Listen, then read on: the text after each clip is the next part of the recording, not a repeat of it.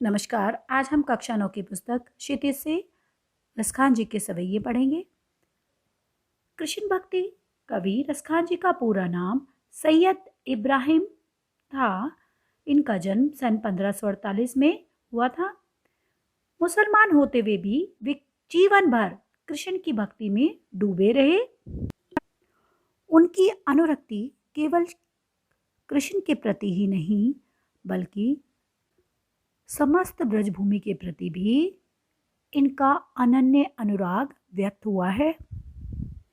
इन सवैयों में कवि ने अपने आराध्य श्री कृष्ण और उनकी लीला भूमि वृंदावन की प्रत्येक वस्तु से प्रेम प्रकट किया है। मनुष्य हो तो वही रस खानी, बसो ब्रज गोकुल गांव के ग्वारन। मानुष मनुष्य, बसो बसूं रहूं ग्वारन ग्वालों के। रसखान जी ब्रजभूमि के प्रति अपना अनुराग प्रकट करते हैं और वो कहते हैं कि मुझे नहीं पता कि मैं अगले जन्म में क्या बनूंगा, लेकिन यदि मैं अगले जन्म में मनुष्य बनूं तो मैं गोकुल गांव के ग्वालों के बीच में ही रहना चाहता हूँ। जो पशु हो तो कहा पस मेरो, चरो नित नंद की धेनु मझारन। पशु पशु, मझारन बीच में, धेनु गाय। कि यदि मैं पशु बन जाऊं कि मुझे नहीं पता कि मेरा जन्म किस रूप में होगा, लेकिन अगर मैं पशु बनूं तो पशु बनकर भी मैं चाहता हूं कि ईश्वर मुझे, भगवान मुझे गाय बनाए और गाय बनाकर मुझे नंद की गायों के बीच में भेज दे और मैं गाय बनकर प्रतिदिन नंद की उन गायों के बीच में ब्रजभूमि पर विचरण करूं, वहां पर उनके साथ रहूं। वे सदा नंद बाबा की गायों के बीच में ही चरने वाला पशु बनना चाहते हैं। पाहन हो तो वही गिरी को जो, कियो हरि छत्र पुरंदर धारण। पाहन पत्थर, गिरी पर्वत, हरिछत्र छत्र छाता, हरि अर्थात कृष्ण, पुरंदर इंद्र, धारण धारण करना। वे कहते हैं कि यदि ईश्वर मुझे पत्थर बनाए, कि अगर मैं पत्थर बनूं तो उसी गिरी का अर्थात उसी पर्वत का हिस्सा बनूं, उसी का पत्थर बनूं जिसे इंद्र के गुस्से से, उसके कोप से गोकुलवासियों को बचाने के लिए श्री कृष्ण ने छाते के रूप में अपनी अंगुली पर धारण कर लिया था। कहा जाता है कि एक बार इंद्र देवता बहुत क्रोधित हो गए और उन्होंने इतनी बारिश की कि पूरा गोकुल पानी से भर गया। चारों तरफ पानी ही पानी नजर आ रहा था कि वहां पर कोई स्थान ऐसा नहीं था जहां पर गोकुलवासी अपनी रक्षा कर सकते। तब इंद्र के उस गुस्से से उन गोकुलवासियों को बचाने के लिए श्री कृष्ण ने गोवर्धन पर्वत को अपनी अंगुली पर धारण कर लिया था और उनकी रक्षा की थी। तो कभी उसी पर्वत का हिस्सा बनना चाहते हैं जिसे श्री कृष्ण ने अपनी अंगुली से स्पर्श किया था। वे पत्थर बनकर कृष्ण के हाथों का स्पर्श प्राप्त करना चाहते हैं। जो खग हो तो बसेरो करो मिली, कालिंदी कूल कदम्ब की डारन। खग पक्षी, बसेरो निवास, कालिंदी यमुना नदी, कूल किनारा, डारन डाले।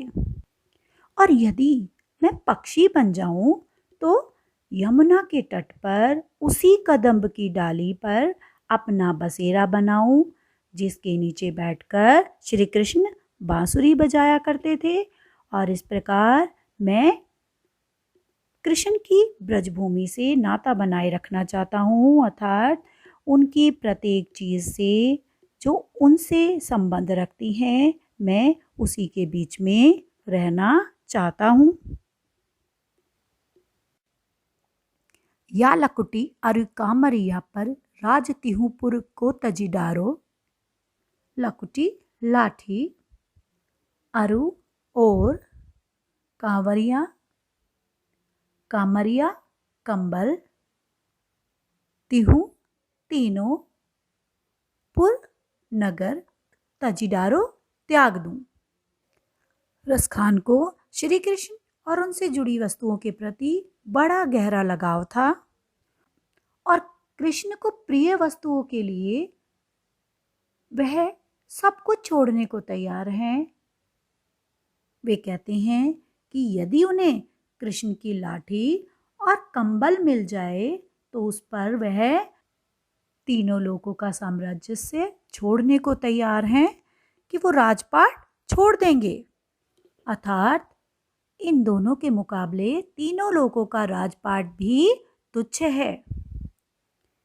वे कृष्ण से जुड़ी इन प्रिय चीजों के लिए अपना सुख, समृद्धि, धन, वैभव सब छोड़ने के लिए तैयार हैं। आठों सिद्धि नवो निधि के सुख नंद की गाय चराए बिसारो। आठों सिद्धि, आठों सिद्धियां, अणिमा, महिमा, गरिमा आदि। नवोनिधि, नौ निधियां। बिसारो, भूलूं। कि आठों सिद्धियां और नौ निधियां कि कुबेर की अगर उन्हें वो निधियां भी मिल जाएं, उस सुख को भी वो तुच्छ मानते हैं और उसकी उस सुख के सामने नंद की गाय चराने के सुख को, कि अगर उन्हें मौका मिल जाए, उन्हें अवसर मिल जाए नंद की गायों को चराने का, तो वो उसके लिए उन आठों सिद्धियों को और नौ निधियों को भी छोड़ने के लिए तैयार हैं, कि वो भी उन्हें बेकार लगती हैं। रस खान कबो इन आखिन सो ब्रज के पन बाग तड़ाग निहारो। आखिन सो, इन आँखों से, कबो, जब कभी, तड़ाग, तालाब, निहारो, देखूंगा। वे कहते हैं कि जब से मैंने इन आँखों से ब्रजभूमि के वनों, बागों और तालाबों को देखा है, कोटिक एकल धोत के धाम करील के कुंजन ऊपर वारो। कल धोत सोना चांदी, धाम महल, करील कांटे वाला पेड़, कुंजन झाड़ियों का समूह, वारो न्योछावर करना।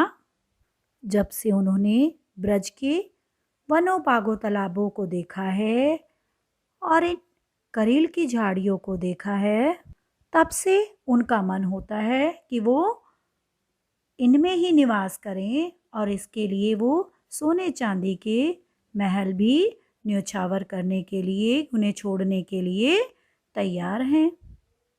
उन्हें कृष्ण और उनसे जुड़ी हर वस्तु से अनन्य प्रेम है और इसलिए वो तीनों लोगों के राज्य, आठों सिद्धियां, नौ निधियां, सोने के भवन, सभी कुछ न्योछावर करने को, सभी का त्याग करने के लिए तैयार हैं। मोर पखा सिर ऊपर राखी हो, गुंज की माल गरे पहरोगी।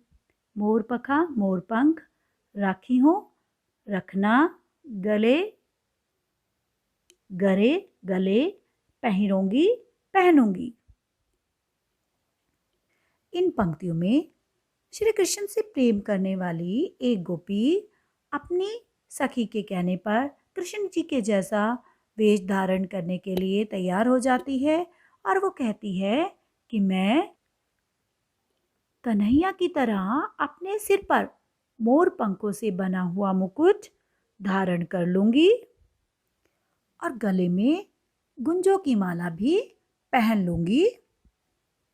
गुंज घुंघूची नामक एक बेल की फलियों से मिलने वाला जो बीज का दाना होता है, जो चमकीले और लाल रंग का होता है, उन्हें पिरोकर उनसे माला बनाई जाती है कि मैं उसे भी पहन लूंगी।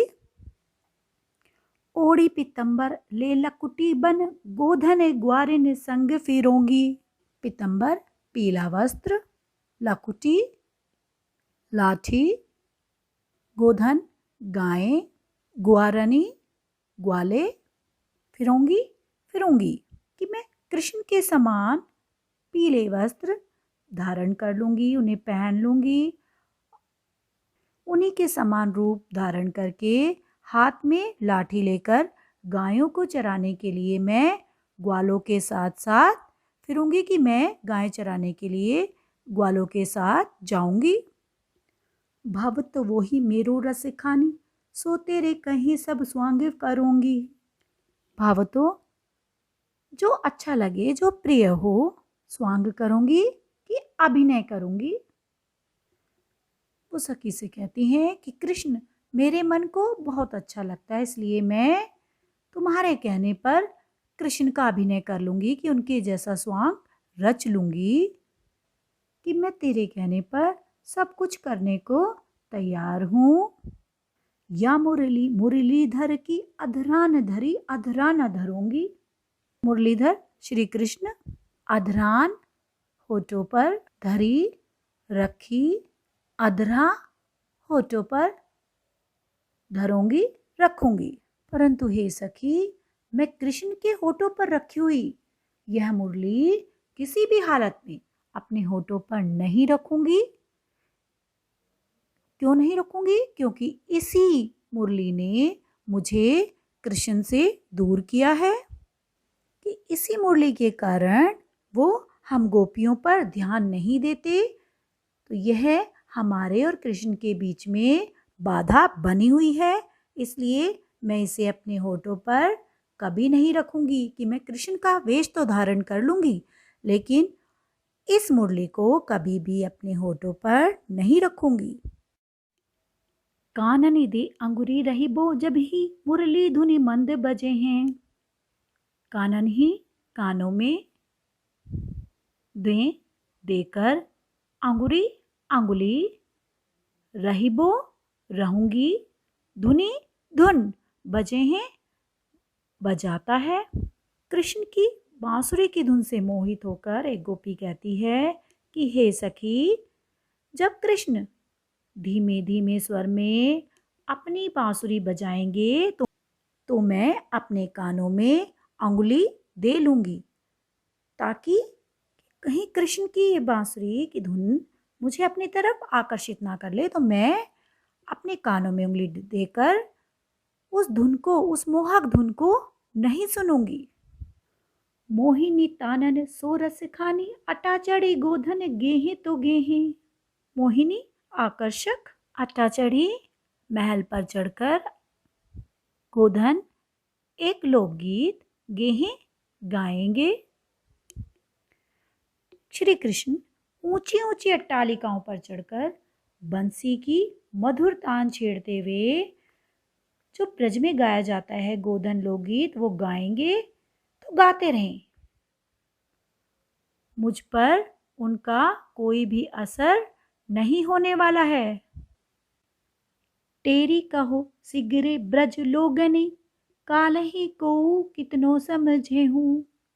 टेरू पुकार कर बुलाना, सिगरे सारे, कालही कल, को कितना ही।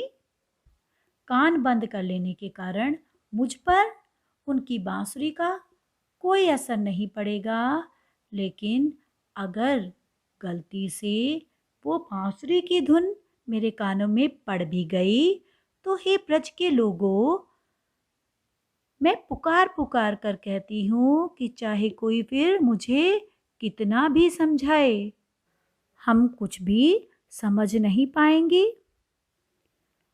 मायरी व मुख की मुस्कानी सम्हारी न जेहे न जेहे न जेहे। मायरी, हे माँ, सम्हारी न जेहे, संभाली नहीं जाएगी। और मैंने यदि कृष्ण के मुख की वो मुस्कान, वो मोहक मुस्कान देख ली तो मैं उनके प्रभाव से नहीं बच पाऊंगी। हाय री मेरी माँ, मैं उस मुख की, मैं कृष्ण के मुख की उस मोहिनी, उस सम्मोहक मुस्कान से, उसके जादू से कैसे बचूंगी। उसका सुख मुझसे चाहकर भी संभाला नहीं जाएगा और मैं लाज शर्म छोड़कर श्री कृष्ण की ओर खिंची चली जाऊंगी। कविरस खान ने श्री कृष्ण और उनकी लीला भूमि वृंदावन की प्रत्येक वस्तु का बहुत सुंदर वर्णन किया है। हर वस्तु से उनका प्रेम इन सवैयों में प्रकट होता है। कृष्ण की मुरली की मधुर धुन और उनकी सम्मोहित करने वाली मुस्कान, उसका प्रभाव गोपियों पर कि वो अपने आप को संभाल नहीं पा रही हैं, उनकी इस विवशता का उन्होंने बहुत सुंदर तरीके से वर्णन किया है। आशा है ये सवैये आपको स्पष्ट हो गए होंगे। इसी तरह हमसे जुड़े रहने के लिए धन्यवाद।